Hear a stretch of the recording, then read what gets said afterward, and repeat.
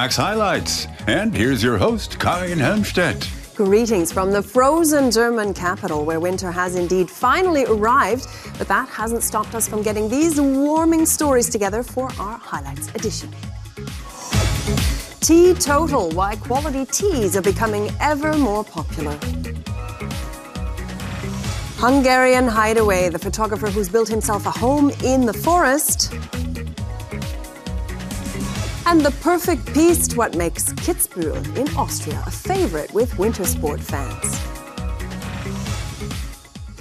Well, British artist Emma Fay might just as well be a magician, and that's because she manages a trick that usually only works in things like fairy tales. Fay can turn people into animals, birds, or even objects such as teapots. And as a highly specialized body paint artist, she creates her illusions with brushes, makeup, and a very good eye, and so effectively that sometimes you don't even know it's not for real. A graceful giraffe. But is it? A closer look reveals an optical illusion. The model is a woman who's obviously pretty flexible. What we're seeing here is a human giraffe, if you will.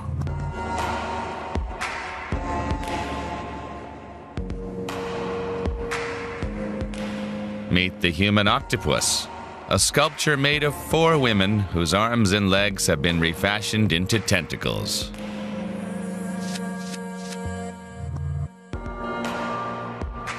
This model has been turned into a Japanese vase. Welcome to the world of British body artist Emma Fay. I suppose I began to play with perspective, so the idea that we wear a lot of masks and we hide ourselves anyway in our lives. And the illusion idea is more the fact that we become part of everything else, and the idea of a living canvas being that blank canvas that you can transform into anything. Her blank canvas is the human form. Her tools are water-based paints. It takes her several hours to complete one of her works of art. Each one is unique because no 2 bodies are ever the same. Body types do make a bit of a difference, so how the person's built, how they carry themselves, even slightly people have a certain look around them, and even though you're painting them, certain looks, like they look nicer on certain people, or they work better because of the mood of the piece. Emma Fay's work is the result of combining her talents with the skills of some willing contortionists.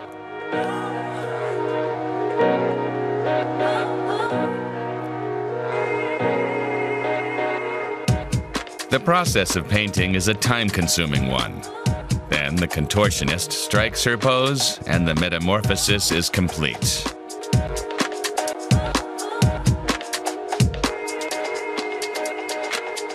You have to look hard to see the human form behind the new 3-dimensional illusion.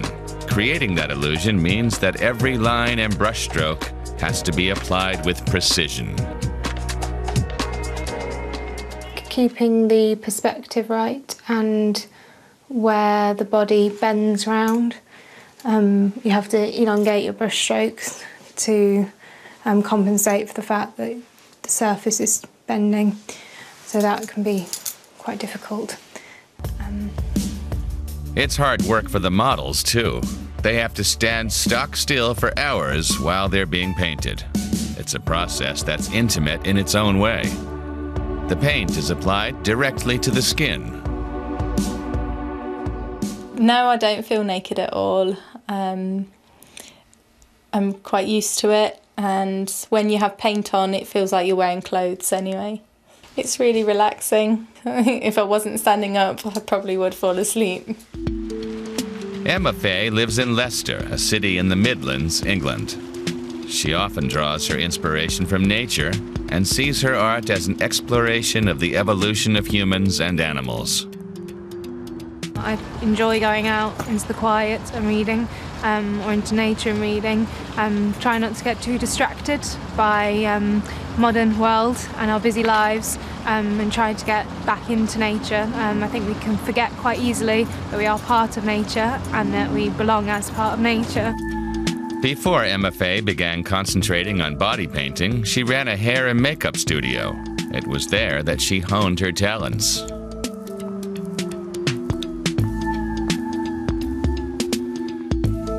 Emma Fay is a freelance artist. She is frequently commissioned to create images for advertising purposes. This teapot was designed for a charity auction.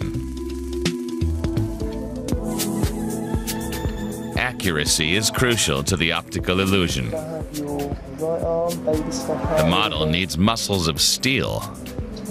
Perfect. Well, with Emma's work particularly, you've got to get the angle precisely correct just to line all the artwork up together. That's not only the model, but also myself and the way I look through here. That left, right, up or down, it can make a lot of difference. All that remains is the photograph. I kind of like the fact that the work is temporary, the fact that it doesn't last, that the only thing that holds it is the picture, so the camera capturing the image. I think life is very temporary and we should remind ourselves of that probably more often. That's all it is. You shouldn't hold on to things too tightly. A gallery in her hometown of Leicester is planning an exhibition of Emma Fay's body art. It's bound to be fascinating. Her art is as spellbinding as it is ephemeral. Well, now that the cold snap is really here, there's nothing quite like a good cup of tea. And for many people these days, tea is actually the drink of choice over coffee, at least according to the US high-tech magazine Wired. Well, that seems to be holding true for Germany as well, where tea consumption has been rising steadily for nearly a decade. And so we went to a tasting in Hamburg to find out some more. Tea is undergoing a renaissance in Germany. People here drink more than 27 litres of it a year on average. 3 out of 4 prefer black teas, but a quarter of tea drinkers swear by green varieties. More and more often it doesn't come from a bag. Business with loose and beautifully packaged gourmet teas is booming. The reason more and more Germans are drinking tea could be that they're more aware of quality, willing to spend more money on quality beverages and drinking them more consciously. And tea is one of them. It's drunk for pleasure, like coffee. And there are more and more excellent teas to discover.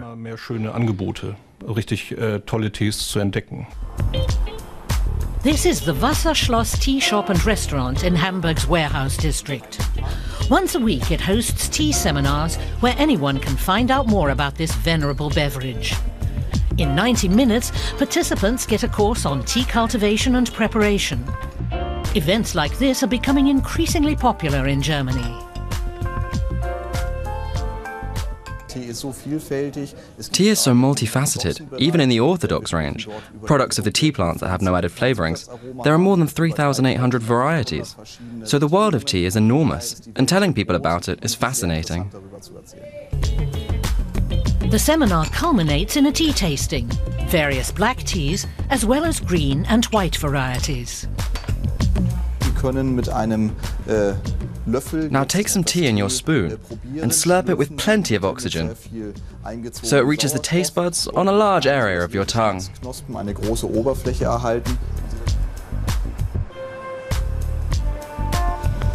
The tasting is aimed at convincing the participants not just to keep enjoying their old favourites, but also to try out new teas for themselves. The teas have a smoky, dry or sweet taste. Each one's really different. I find the black teas very strong, though the different teas get weaker as you go along. The green teas are a bit grassy and the white tea tastes very mild. What's so interesting is that they all come from the same plant. It's the different way they're prepared or the different steps in preparation. The tea shop offers some 300 varieties. You can recognize a good tea by its tightly rolled or needle-shaped leaves. And where green and white teas are concerned, the paler the leaf, the better. Of course, you have to consider provenance, the country and plantation of origin. And tea fans are also collectors, like wine lovers. They make sure they get the very best quality from narrowly defined plantations. The latest and most luxurious product on the European tea market is matcha tea. A tin costs about €30. Matcha is finely powdered green tea leaves beaten to a froth with a bamboo whisk. Green teas in particular are prized for their health-promoting qualities. I think some doctors say tea promotes health. You can tolerate larger amounts of it than coffee, and it has several advantages. It lowers cholesterol levels and contains some vitamins. As a gourmet, I wouldn't drink tea for my health, but always for pleasure. Monika Luhmann has been serving customers in her tea room in the well-heeled Hamburg suburb of Blankenese for 25 years. She has 48 different varieties on offer. She serves the beverage the traditional English way, with scones, clotted cream and jam. Her customers love the relaxing atmosphere. You can't gulp down tea. We serve it on a small tea warmer. It's hot and it's a bit like with wine. You should sniff it first, savor it and drink it in small sips. People used to say tea is a precious medicine and you should celebrate it. Not just in Japan, but here as well. Perhaps more Germans have taken to tea drinking because it's such a calming ritual. Using tea as a quick takeaway drink doesn't do it justice. When Zsolt Batar decided he wanted a bit more of the calming ritual kind of stuff, a cup of tea did not suffice.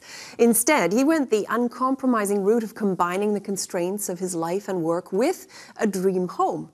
The Hungarian photographer lives in a log cabin in the woods, and yet he's just a short drive outside of the capital, Budapest. And with windows from floor to ceiling in most of the rooms, he's managed to bring the great outdoors indoors. Surrounded by nature, yet not too far from the city. That's many people's idea of a dream home. This wooden house is located some 30 kilometers from Budapest. Hungarian photographer Zsolt Batar and his family have lived here for 4 years. Hello, welcome in my house. Please come in. We love it. We wanted to have the feeling inside the house that as you were outside, because the whole area is so lovely that we'd like to have this feeling. The family often gathers in the open plan living and dining room.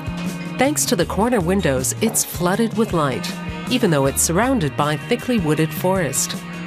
Batar designed the home together with an architect. It's not about designing a nice house. It's always about how the family, how the people will live inside the building.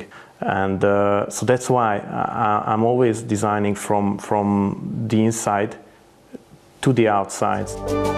The home offers 210 square meters of living space spread over 2 floors. The children's room and the master bedroom are located upstairs.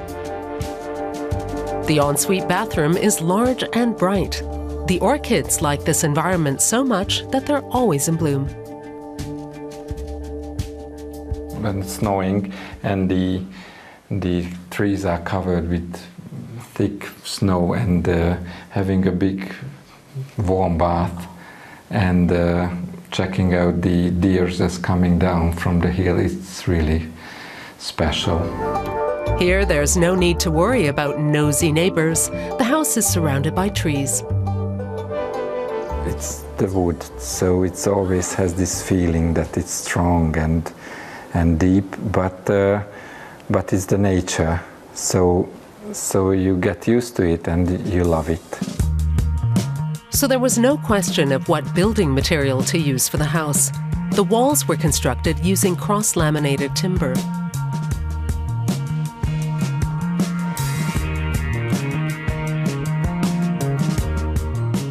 The most important characteristic for me is the touch of the wood, and all the other characteristics are really good, I think. Acoustic, building physics, thermal insulation, etc. That's something very state-of-the-art, but still traditional. Since they used prefabricated timber panels, it only took 2 days to erect the house.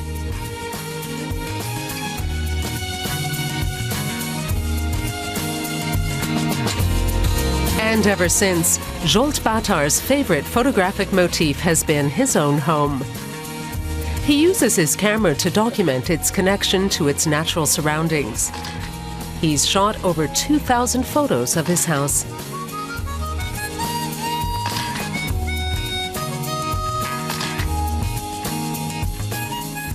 The most beautiful, I think, the autumn and the winter, and when it's getting dark. Zsolt Batar's wooden house has been profiled in numerous architecture magazines. The joint vision of a photographer and an architect has captured imaginations across Europe. Well, next up, another exceptional artist who works with a material that was once referred to as white gold. Porcelain is the most delicate of the ceramics and highly prized ever since it was first manufactured here in Europe just over 300 years ago. Now, Swiss artist Arnold Annen likes to make it into things that you're almost afraid to touch, paper thin and translucent. He's won multiple awards and never stops experimenting. And so we looked over his shoulder in Basel.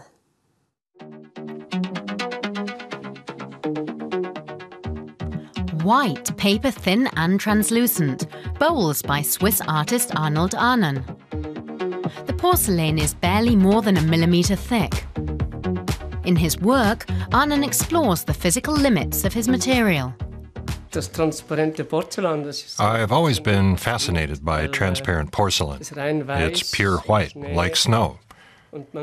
You don't need to add any color to it, because as the light changes from hour to hour over the course of the day, it lends a different color to the porcelain. Arnold Annen ranks among the most important artists working with ceramics today. He was the first artist in Switzerland to experiment with porcelain using these techniques. His paper-thin bowls also make a distinctive sound.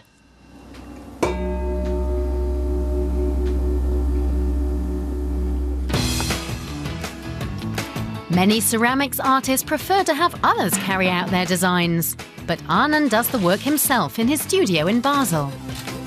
Making the bowls requires a lot of experience and a lot of strength too. Annen wouldn't be able to manage it without the help of his partner, Violette Fassbaender. She is also a ceramics artist. He can't turn the wheel, keep track of the time and pour all at once. Pouring the porcelain is very strenuous, so he needs another pair of hands.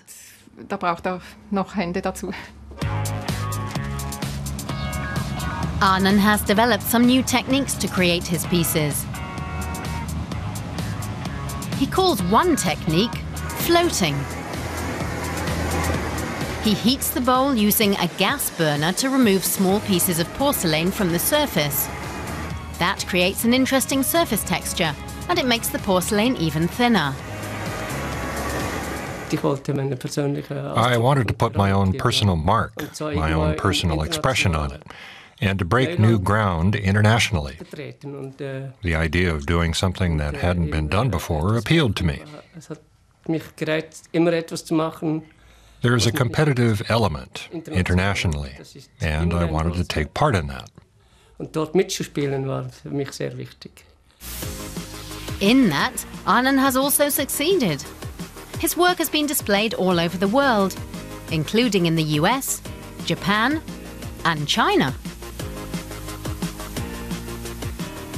Other world-famous artists like Ai Weiwei have also worked with ceramics on a large scale, like in this installation made up of thousands of freshwater crabs. In Germany, Norbert Prangenberg was one of the first artists to begin working with ceramic in the 1980s. Rosmaria Trockel is also another well-known German ceramics artist. But for much of history, ceramic art wasn't particularly prestigious. Ceramics was often associated with pottery class and dishware.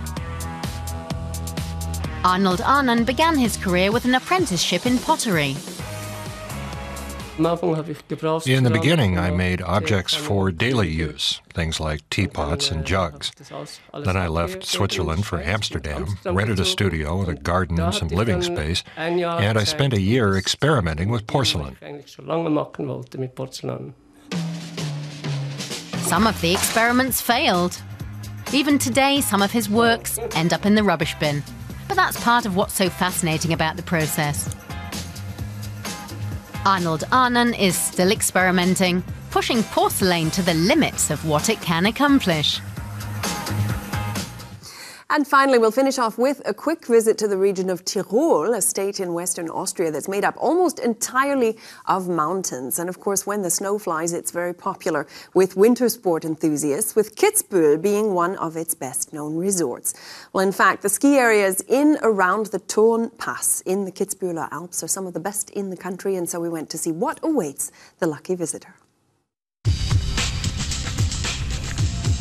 Between the 3,000-metre-high peaks of Austria's Kitzbüheler Alps lies one of Europe's largest ski areas, linked by a 3.5-kilometre cable car spanning an entire valley.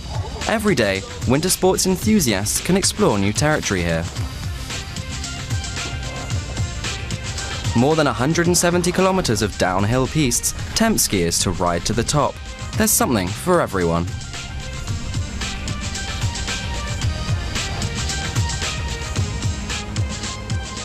I love the mountains. What could be better?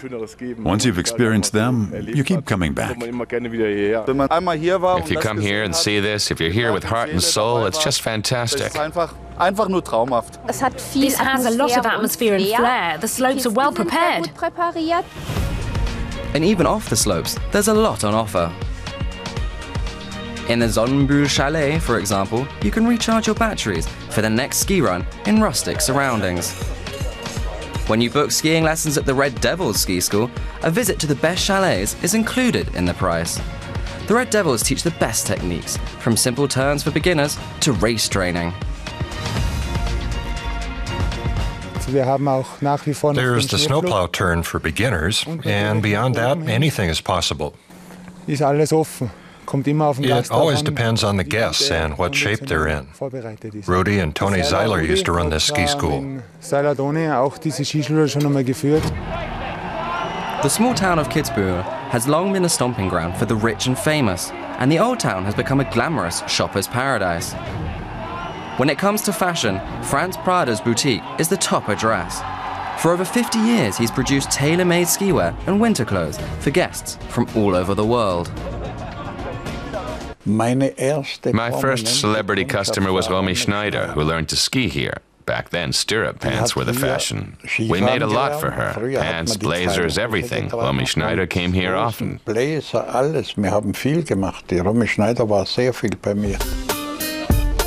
Tailored ski pants was something actors Robert Redford and Roger Moore also appreciated.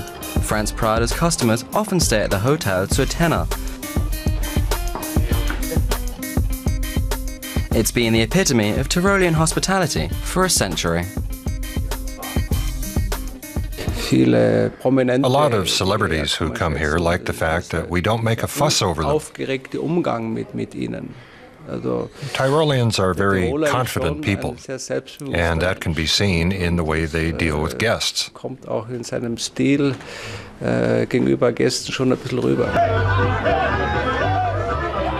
Those who aren't so keen on the hustle and bustle of après-ski can retreat to Kitzbühel's Acher Valley. Here, the quiet village of Jochberg is home to a culinary treasure. The Stuben serves Tyrolean specialities, such as this hearty broth. And those willing to travel 1,200 meters up the slope to Rosi's Stuben will be warmly greeted by its guitar-playing owner. Ein herzliches Grüß Gott, liebe Sonnenbergstube. Die Wärme und Dankeschön für dein Ja. Of course, the guests must feel that you like them and that they're welcome. I always say I love my guests, and people probably notice that everything comes from the heart, that there's nothing fake about it. I enjoy doing this, and I also like to sing for my living. Singing always brings people together. Singen verbindet immer. At Rosi's Sonnenbergstuben, the celebrations often go late into the night, showing that Tyrol has something for everyone. So some real Austrian Gemütlichkeit to be had there. Well, that brings us to the end of this edition of our Euromaxx highlights. I hope you enjoyed it, and we do hope to see you next time. Until then, stay warm and alles Gute von uns aus Berlin. Tschüss, bye-bye.